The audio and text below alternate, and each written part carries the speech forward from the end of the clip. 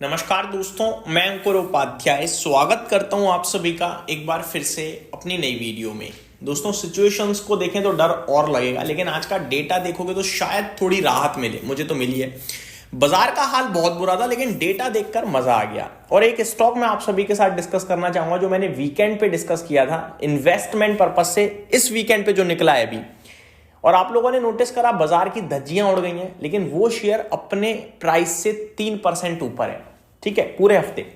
और आज जो अपडेट आ रही है वो आपका कॉन्फिडेंस नेक्स्ट लेवल बूस्ट कर देगी। तो शुरू करते हैं एक एक करके चीजों को डिस्कस करना। सबसे पहले मैं आप सभी के साथ डिस्कस करना चाहूंगा FIDIS का डेटा। आज का डेटा देखकर लग रहा है कि शायद जो गिरावट थी, जो फॉल था, वो शायद रुकेगा, क्योंकि आज इतना नेगेटिव डेटा मुझे नहीं लग रहा है। DIIs ने आज 5,595 करोड़ की बड़ी बाइंग करी है, पहली बात, और ये लगातार खरीद रहे हैं। ठीक है, FIIs ने 3,769 करोड़ की बिकवाली करी है कैश मार्केट में, बड़ा बेचा है।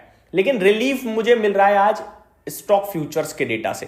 आज स्टॉक फ्यूचर्स में 886 करोड़ की बाइंग करी है, यानी दोबारा स्टॉक्स में कहीं ना कहीं पॉजिटिव हुए हैं FIIs थोड़ा। इंडेक्स फ्यूचर्स में आज भी सेलिंग है 3195 करोड़ की, लेकिन इंडेक्स ऑप्शन में आज बड़ी बाइंग करी है। तो मुझे लगता है जो सेलिंग प्रेशर इन्हें बनाना था वो शायद यहीं तक था। अब यहां से समझ जाना चाहिए निफ्टी को, स्पेशली 25,500 से समझ जाना चाहिए। अब यहां से 100-150 पॉइंट और नीचे, और फिर रिकवर मोड में आना चाहिए, रिकवरी मोड में। अब बात करते हैं थोड़ा सा निफ्टी के और गिफ्ट निफ्टी के और बाकी चीजों के बारे में। निफ्टी 25,683 पे बंद हो गया, 25,700 के नीचे। तो नेगेटिव तो ऑब्वियस था कि नेगेटिव है, हम सभी को दिख ही रहा है। ठीक है, लेकिन आगे क्या? तो जैसा कि मैंने कहा, यहां से 183 पॉइंट का नीचे और घर मान लेंगे हम 25,500। जैसे कल मैंने कहा था कि 26,000 हमारे लिए रेजिस्टेंस है। नीचे का पता नहीं है, लेकिन ऊपर पता है 26 पार नहीं होगा। 26 पार नहीं हुआ। नीचे में आप लोगों ने नोटिस करा कि हम 25,600 तक चले गए थे। अभी भी मेरा सेम व्यू है, 25,500 हमारे लिए सपोर्ट के रूप में काम करेगा। उसके नीचे और गिर सकते हैं क्या? बिल्कुल गिर सकते हैं। 25,500 हमारे लिए सपोर्ट काम करेगा। अगर 25,500 टूटा तो फिर हमें पैनिक और डर का माहौल बनता हुआ दिख सकता है बाजार में।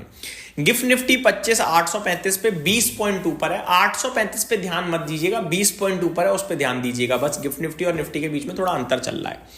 आगे बढ़े दोस्तों, सिल्वर की वॉलेटिलिटी अनबियरेबल है, मैं ये कहूंगा। कल सिल्वर में गिरावट दिखी, एट द एंड रिकवरी दिखी। अभी सिल्वर 11,600 रुपए ऊपर, अपने लाइफ हाई से मात्र 4,000 रुपए दूर रह गया है।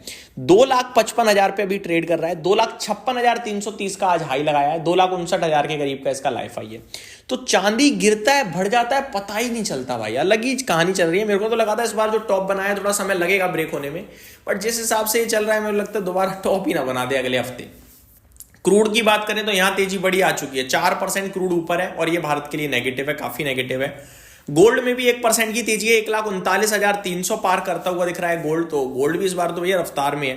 कॉपर में 1.25% की तेजी, एल्यूमिनियम 2% ऊपर, जिंक में 1% की तेजी, लेड 0.5% ऊपर, और निकल में 0.2% की गिरावट देखने को मिल रही है। अमेरिका के बाजार की तरफ आगे बढ़े उससे पहले बताना चाहूंगा कुछ अपडेट ऐसी हैं कि ईरान में ब्लैकआउट हो गया है और यूएस कभी भी ईरान के ऊपर अटैक कर सकता है।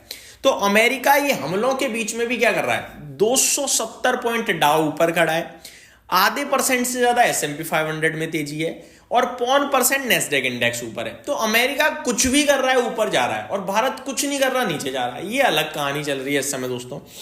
बात करें दोस्तों Q3 के रिजल्ट्स, तो 3 कंपनियों के नतीजे आए हैं, इरेडा, ग्लोबस स्प्रिट, और आपका रिजल्ट आता हुआ दिखा एक और कोई कंपनी है, इरेडा, ग्लोबस स्प्रिट, तेजस नेटवर्क्स।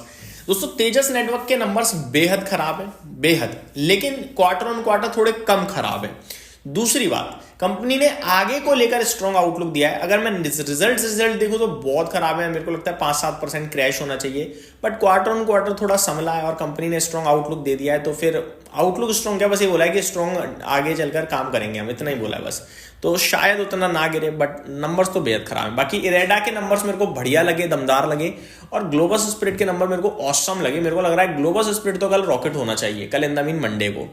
आगे मन्नापुरम फाइनेंस में आज एक बड़ी गिरावट आई थी। राउटर्स के हवाले से खबर आई कि बैन कैपिटल जो है इस स्टॉक में एक मेजॉरिटी स्टेक ले रहे थे, लेकिन आरबीआई ने चिंता जताई है तो स्टॉक टूट गया। 10% तक टूटा था दोस्तों इंट्राडे में, लेकिन अभी मन्नापुरम की तरफ से क्लैरिफिकेशन आ रही है कि भैया ये फेक न्यूज है, ध्यान, फेक मतलब गलत न्यूज है, ऐसा कुछ भी नहीं हुआ है, ना कोई आरबीआई ने चिंता जताई है और ना डील बीच में आ रही है, सब कुछ ठीक चल रहा है। तो एक बार फिर लगातार 3 दिनों से क्या हो रहा है, ब्लूमबर्ग, राउटर्स और ये सारे जो एजेंसीज हैं न्यूज की, ये गलत न्यूज दे रही हैं, स्टॉक टूटता है सेम डे और अगले दिन से वापस से मूवमेंट आ जाता है। Last but not the least, Tata capital. आपको याद होगा मैंने कहा था आप सभी के साथ, डिटेल डिस्कशन किया था दोस्तों मैंने आप सभी के साथ। अभी खबर ये है कि सोसाइटी जनरल ने टाटा कैपिटल के शेयर्स खरीदे हैं 354 रुपए के भाव पे, और मैंने 350 पे डिस्कस किया था आप सभी के साथ लास्ट वीक। आज ये 360 हो गया है स्टॉक। सोसाइटी जनरल ने दोस्तों थोड़े बहुत नहीं 14.33 लाख शेयर्स खरीदे हैं। मेरे को लगता है ये कमाल करेगा, यहां से बढ़िया लग रहा है। तो ये मेरी तरफ से अपडेट थी, उम्मीद करता हूं डिटेल्स पसंद आई होंगी। Thank you so much for watching this video. Good night guys.